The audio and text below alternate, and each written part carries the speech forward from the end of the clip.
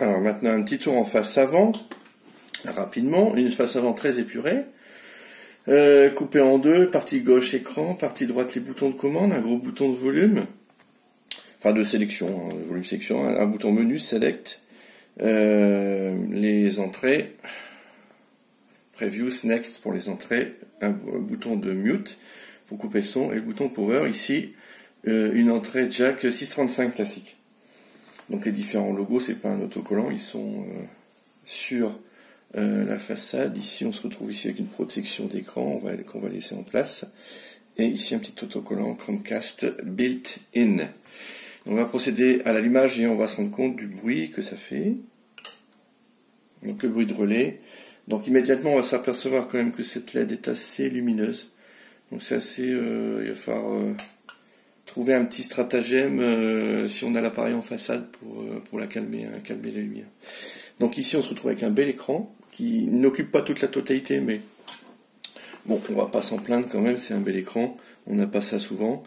La touche menu, donc la touche de sélection ici rotative où on peut sélectionner. Speaker setup, donc on est dans la configuration, donc on peut aller évidemment dans les préférences pour changer la langue en français. Hop, voilà, vous avez les langues principales. On va éviter le chinois, sinon ça va être un peu compliqué. Ouais. Sélectionner le français, c'est bien.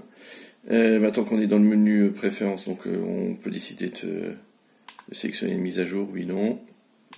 Bêta, les mises à jour bêta, les unités en mètres ou en inch, pied. Voilà, luminosité du panneau, avant j'avais réglé à 100% pour la vidéo pour qu'on voit bien. On peut choisir de luminosité différentes. L'affichage d'infos l'écran. Voilà, je vous laisse regarder un fichier, les informations, l'échelle de volume en décibels ou en pourcentage. Le niveau de sourdine, si quand on appuie sur la touche mute, est-ce que ça coupe complètement le signal ou est-ce que ça l'atténue dans certaines voilà, on l'a de moins 50 dB à moins 5 dB, parce que semble qui est assez logique. Volume maximum principal, alors ça peut être bien, parce que là pour éviter la distorsion, plus 10 c'est énorme, hein, franchement, je conseille vraiment, en cas de mauvaise manip, de laisser à 0, ça sera très bien déjà. On a un contrôle indépendant du volume pour la zone 2 évidemment. Donc on va pas s'en servir, mais bon, on va le laisser à 0 aussi. Ah oui, avec un démarrage de l'appareil avec un certain niveau de volume. Pareil pour la zone 2, hein, tout est séparé. Là, c'est les dernières entrées. Oui, si on décide que l'appareil, quand il a été éteint sur une entrée, il redémarre sur la même entrée. Casque de sourdine, sortie principale, oui, est-ce qu'on veut couper le son. La veille automatique au bout de 20 minutes. Le bypass, la GMI, oui, la GMI qui passe en mode veille. Le réseau connecté en mode veille, ce qui permettra peut-être de choper les informations de mise à jour. Hein, l'appareil, oui. La SEC, alors là, ça c'est vraiment le genre de fonctionnalité que j'active jamais pour éviter tous les soucis.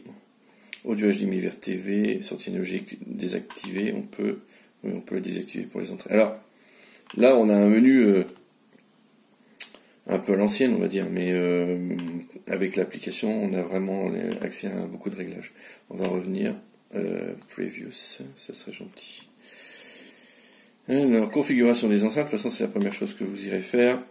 Le matrissage des amplificateurs, alors ça, très très bien. Donc ça, ce sont les blocs d'alimentation. Donc 2, 4, 6... 8, 10, on a certains blocs d'alimentation qui peuvent être remappés sur une autre sortie de haut-parleur. Donc ça peut être intéressant si on veut alimenter par exemple 6 hauteurs avec l'ampli, si on avait un ampli externe.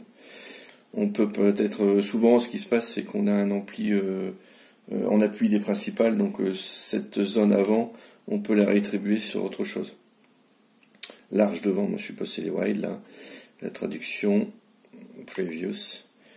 Donc ça c'est bien, c'est vraiment une bonne fonctionnalité de pouvoir réattribuer les canaux d'amplification aux sorties de haut-parleurs, à des sorties de haut-parleurs qui ne sont pas forcément celles d'origine, du départ.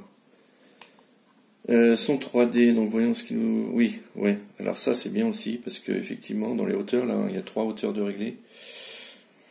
On peut avoir accès au réglage du milieu plafond, chose qu'on n'a pas souvent dans les autres amplis. Je prends mon exemple. J'ai 2 enceintes, j'ai 4 enceintes au plafond. De l'avant, 2 juste au-dessus de l'auditeur, j'en ai pas à l'arrière, au plafond.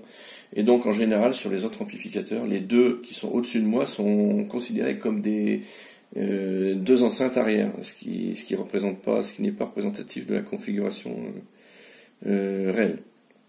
Alors revenons en arrière. Après, alors, la section des profils. Je reviens.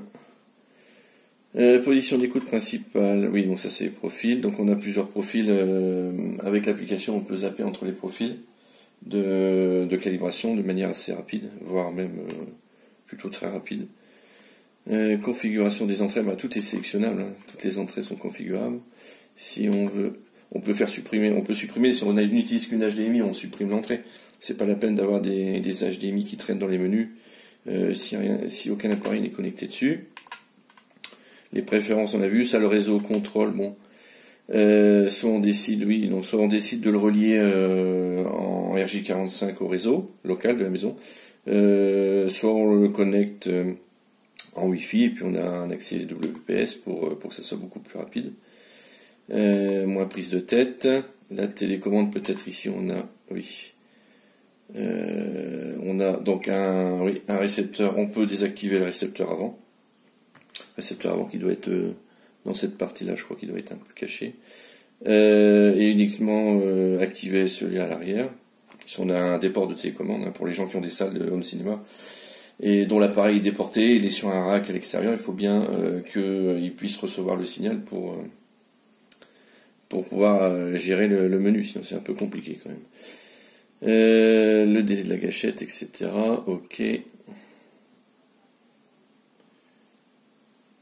Donc on revient en arrière. Donc voilà, on a fait le tour assez rapidement du menu et de la face avant.